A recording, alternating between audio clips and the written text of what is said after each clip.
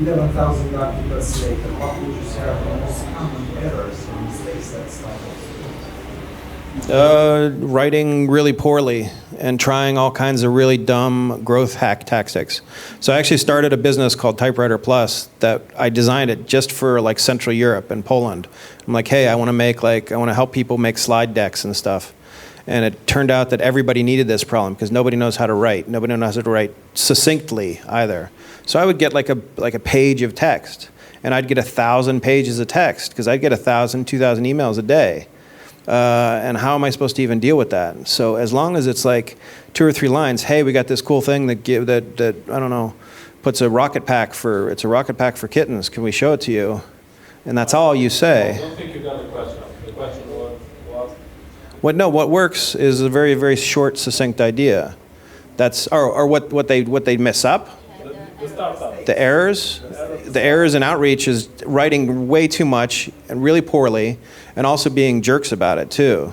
Like a lot of startups will used to email us and say, "Hey, you suck. Look at our thing," and you're thinking to yourself, "Okay, I could look at your thing. You got my attention, and I could be the better man and kind of look at your thing and pay attention to it. But then maybe I'll just delete the email." So there was a lot of these like really dumb growth hacking kind of things that people were trying before, like negging, I guess you could call it. I don't know what it was. But again, writing too much is really the killer. And also not responding. Oh my God, so Europe is the worst at this. So I'd email somebody like, "Hey, I like your idea. Can you answer these 10 questions or 6 questions?" And like a week later, they'd be like, "Oh, I'm sorry, I was at a conference on Mars and I couldn't get your email, and it was unable to do it." I'm like, "Okay, fine. I'm done actually caring about it." If you get a TechCrunch journalist emailing you, just answer. I mean, it's like as we noted, that's one of the few places that you can get free coverage by a person who actually cares about your product. So if you're not going to treat it that way, then you might as well just give up. And building up on that, there's a lot of startup founders that dream to be covered by media, obviously TechCrunch, other big names. And their hope would be that after the article, everybody would just like start using their app, their website. Is there any moment in the particular evolution of a startup when you think that media coverage would help them best? So the bad thing about media coverage is at this point in the game is it really doesn't have a lot of juice anymore. It doesn't really give you a lot of boost. It used to be when you got a TechCrunch article or even a Slashdot article or Dig or any one of these things, and I'm talking like 15 years ago, which is ridiculous. You would get 8,000 new visitors, 8,000 new signups, downloads out the butt. You get VCs calling you, quite literally, they'd call you and ask to invest. I had a friend who made a thing called Weather Page or something like that. You went to the weather page and you typed in your zip code and it just showed you the weather. That's it. That's all it was. And he posted it, and he all of a sudden he got investment and all this other crazy stuff, and it was the dumbest idea in the world. Now that guy's in jail. For a different reason. But now the energy that you get from a post, limited at best. Like I've seen it happen. I've watched it, and it's really. And it's, you know what it's good for? It's good for pointing to and saying, "Hey, we made it. We did this thing." Yeah, if you want to do that. If you want, it's social proof you want to call it. But it's not going to give you that boost that you're looking for. Unfortunately, a lot of marketing now is basically Facebook and Twitter crap and AdWords. And if you want 100,000 users, you got to spend $200,000. And it's absolute garbage, but that's the only way to do it. And if you're in crypto, it's even worse because nobody wants to get your crypto ad, so you're kind of stuck. So you have to lie about it constantly. So there you go. All right. Any other questions? Since we're in Europe right now, and we most probably have European startups, do you see the requirement of being present in a certain geography to be highlighted by media and grab attention? Like, would a European startup need a U.S. branch in order to do this? I don't think so. I was the only guy who actually cared about Europe outside of Mike Butcher at Techcrunch, so that's kind of frustrating. More specifically, Romanian startups. I mean, like I actually cared about Romania. I cared about the Balkans. I would do meetups. I would run around here and do all kinds of good stuff because I actually cared about startups coming out of here because I saw the potential for a global growth of startups and VC. Outside of me and a few other people, I don't think there's that many people who actually care. The answer is what's a startup? What's the definition of a startup? A startup is a small business with global ambition. So if you come at me and you pretend to be and you're proud of your Romanian heritage, and you're like, we're one made in Romania, I want to be like, I don't know anything about Romania. I don't know what I'm going to write about. But you just say, look, we're doing this. It's working really well. Would you like to hear more about it? Make it clear. You don't have to leave your national pride back with your whatever, your famous beer or whatever. Hold on. We have a question there. Yeah. Pretend to be from the world as opposed to from a specific place. That's the one way to think about it. I mean, Sony feels like an international company, but it comes out of Japan, right? So if you think you have a great idea, with who will you share it first? How do you get an early validation of your idea? If you want the long answer is you draw a picture of your idea and you go on the street and you ask people what they think of this idea. You don't explain anything about it. You just say, this is my idea. This is my app. What do you think? What do you think about this? And they're going to like, oh, is this an app for, I don't know, calling an Uber that's going to explode when it gets there? Like, no, that's not it at all. Then you're going to kind of get these understandings of what people think of your app. It's basically design thinking. Then step by step after that, you build progressively more complex apps until you're ready to share it with maybe an app designer, somebody who's going to help you with it, or maybe sharing it with an investor. Now, if you're asking specifically when you should share something because it's something really, really special that came out of your head and it's the best snowflake, amazing idea in the world, that's never true. You should always try to share it as often as possible because you have to figure out what your product market fit is. And we talked about it with that young guy, what the product market fit is. I mean, when I was asking that guy the questions, what I was trying to get at is how did he get so lucky? Because he got $500 million on an idea that any one of you guys could have thought up. I mean, hell, the guy's from Bucharest anyway, so it's not like he has anything special in his brain that got him to Berkeley. He just did his PhD or whatever. The product market fit is key. If you're not making money in your startup, then you might as well just shut it down. And I know everybody's got this great idea. We're going to make an app that's going to do this. We're going to make a special motor that does this, and I need $2 million to make this motor. No, it's not going to work. I met this one guy. This is my go-to story when I talk about it this way. This one guy, he wanted to do nanotubes. And everybody's like, do you know how to make nanotubes? And like, yeah, we got this box that we just put this chemical into and it makes nanotubes. And like, you know the process? You know the science? No, I dropped out of high school. I dropped out of college. Like, so you don't know how to do these things. And anytime I personally tried to help him with like assistance in manufacturing or assistance in cash, he would always kind of like turn it around and say like, I'm not ready yet. So he'd always be very, very nervous. So you have to share it with as many people as possible, and you have to try to make money as soon as you start. And I don't care what your idea is, even if you have to consult out of your business to make the first X amount of dollars to build your product, do that rather than looking for VC, because VC is not going to come, especially in this market. If you think you have a great idea, that was before, when is the best time to start reaching out to press to get some coverage for your product after 1,000 users, 1 million? Is what we talked before. Like, is it at pre-validation? Is it when you have product to market fit? No, is it when you're raising? You want it when it's ready to download. So you never come to the press before it's ready to download. You never come to press early and say, hey, I got this idea for the thing, because there's no call to action. You can't use that information, right? So you send out you send out an email and say, hey, I have this idea for a new app. That's ridiculous. It just doesn't work.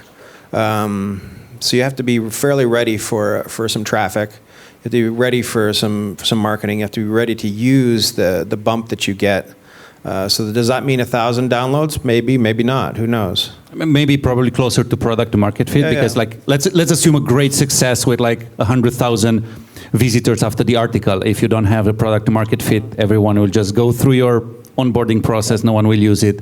And then 6 months later you have product to market fit, you reach back, hey John, we fixed everything, and you will be like, hey, we already covered this. We talk about new ideas and stuff. It's mostly a new app, a new software. Is it because it's incrementally harder to get a new hardware device? It's actually not harder to get a new hardware device, interestingly enough, because actually you have Kickstarter and all this other stuff. But then you have people trying to get press for their Kickstarters, which is almost impossible now, because nobody trusts anybody on the Kickstarter world anymore. I think that's going to change considerably once we get into more equity crowdfunding and token crowdfunding and all this other good stuff. That's going to change the way VC is done, and then all the VCs are going to basically have to shrivel up and die, which is going to be a benefit for all of us. But as that stands, I mean, yeah, you can get a piece of hardware built. Is it the best piece of hardware, like that cooler that I was riding around on?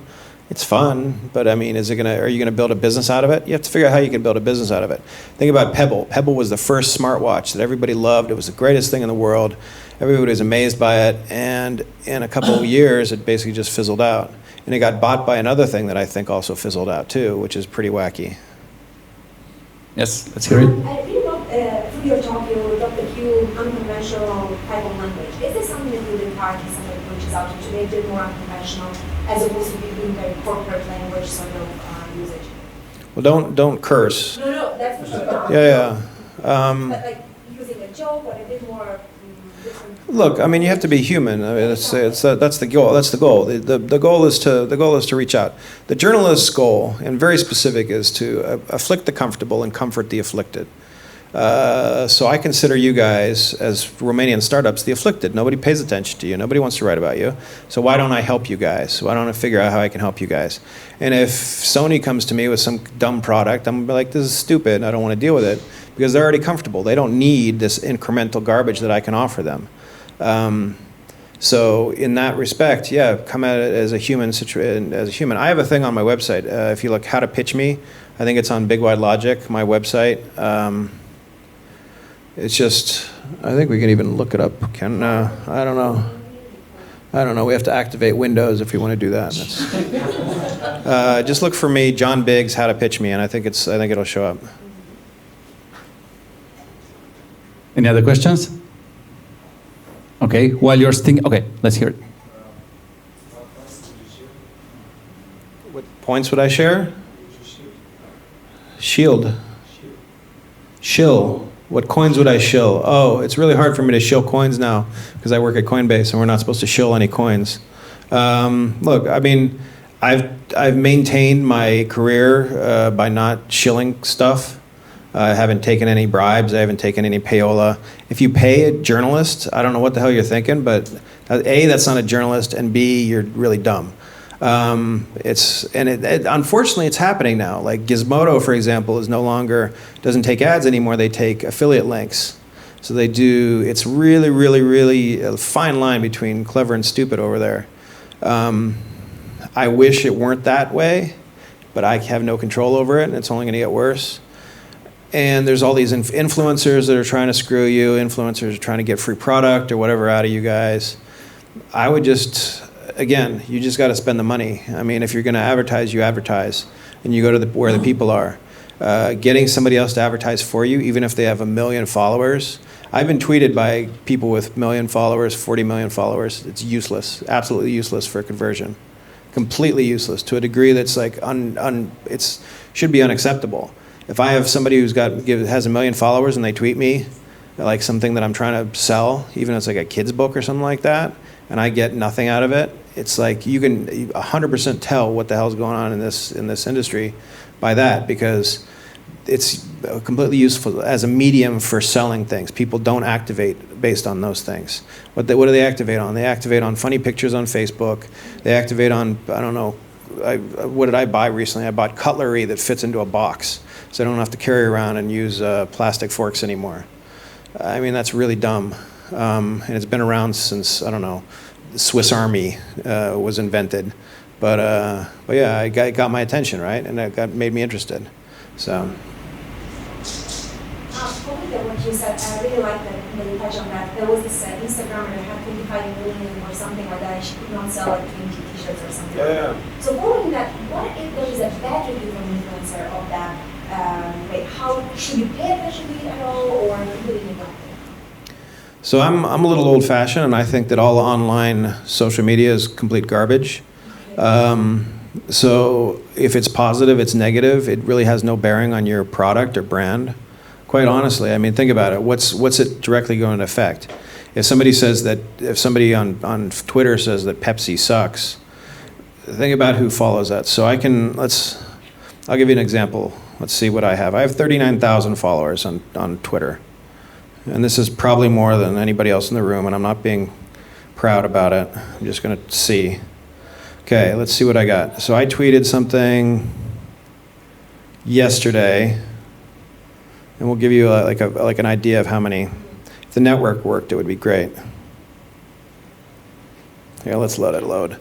So if I do something like that, 39,000 followers, I'd get 500 views out of that maximum, out of one tweet, and that's and that's aggregate. Like sometimes they'll say something really funny, and I'll get maybe 5,000 views. Sometimes they won't say anything funny, it'll be like 50 views.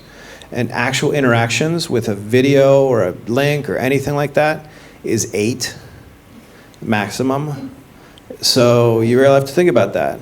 And this is what's really frustrating me about this social media. That's why everybody thinks that influencers are actually effective, but they're not effective at all. And why aren't they effective? Because the platforms that they've designed have been designed specifically for quick hit with no interaction. I want to slide through, I want to be on the toilet, sliding through, looking at all this stuff. I'm not going to be able to load this right now, but if you want to find out later, we can. Yeah, even some of the posts that like I would do for CoinDesk, oh, there's one. Let's see if it actually has some, no, it doesn't. Anyway, so here's one that was supposed to be particularly funny. So total engagements, 170 out of 39,000 people. And that was like a real hit for me. I did a really good job. Yeah. We have 2 more questions here. We're going to start with the latest one. Do you see some great idea based on PSD2 open banking? Assuming you're focused on Europe, you know what PSD2 is, making banks opening their APIs, or is just legislation trying to keep up with the technology? Open banking, PSD2. I heard about PSD2, but yeah. So PSD2 is the European Union standard of like forcing the banks to open up their APIs so technology companies can build on top of their services. Yeah, so I mean, you have to think about banks. What are banks? Banks are centers of trust. Banks don't hold money anymore, really. They don't actually offer services anymore. So why not have somebody else offer those services on top of it?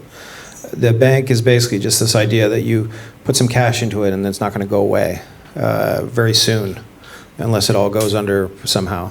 So yeah, it's a fun idea. And remember, the banks are always trying to fix it so they can get more money out of you. So if they can charge you for your API, or they can figure out how to expand outside of their primary goal of basically holding on to cash and being your trust source. They're also seeing what crypto is doing, and they're saying to themselves, oh, we have to figure that out. We have to embrace and extend that as quickly as possible, just like Microsoft did with Linux.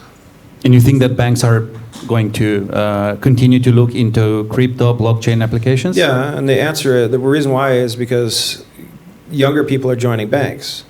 So they don't want to sit there and, I don't know, write on a piece of paper like what your withdrawal form is or whatever. They don't want to do that anymore. So they're going to fix it so they don't have to do that anymore. And they're going to look into crypto, and that's the way it's going to be. But do you think they will be the drivers, the kind of like the part of the industry that pushes that forward, or is it going to be like media trying to catch up with like blogging? I think it's going to be the banks that are going to take over after a while in the crypto space. I think we're deluding ourselves if we think that crypto is going to be this happy, hippie, go lucky garbage that it is right now, where everybody's like a cult member. The banks are going to take over, and it's going to get really boring. That's why I'm doing it right now. That's why I'm enjoying it right now, because if the banks start getting it, if like Chase gets involved in this stuff, the writing is just going to be disgusting. It's going to be really, really boring. It's going to have no bearing on our lives. Right now, there's still some cool stuff that can be made, But in about 10 years, it's going to change considerably. Okay, there's another question more related to advertising and marketing. Which advertising mediums have the highest conversion for B2C products? What about B2B? B2C, I think Facebook probably has the best conversion when it comes to just a banner with a picture of some shoes on it or whatever. And it's all the retargeting stuff that you can do. It's all the special audiences that you can do. You need to hire, if you're going to do that, you really have to hire somebody who's done that before and done it well. There's going to be plenty of people out there who are going to tell you that they know how to do it, and they're all full of shit. You got to find the guy who like sold Allbirds to me. I mean, what the hell am I wearing Allbirds for? But I saw them online, and I had word of mouth, and it was interesting. Allbirds are these goofy shoes that are made out of wool, and if you get them wet, they're really stinky, and it's really dumb. But look at me, I'm cool. So B2C is Facebook. B2C. B2B is interesting because there's lots of resources out there. There's a thing called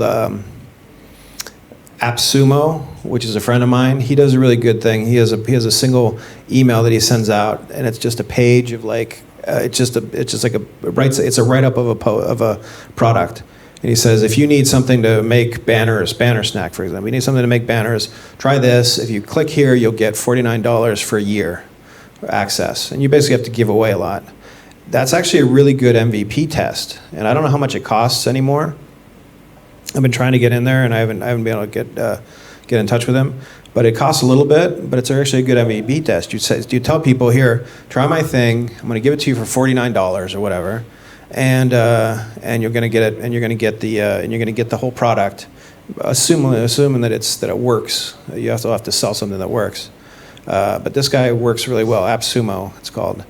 And there's a bunch of those Capterra and all these other goofy these things that you can do where you pay money to get into the listing. And I guess that's fine. Basically, what you need to do is all that stuff, all that marketing stuff, especially for B2B. And you also have to be a thought leader in your space.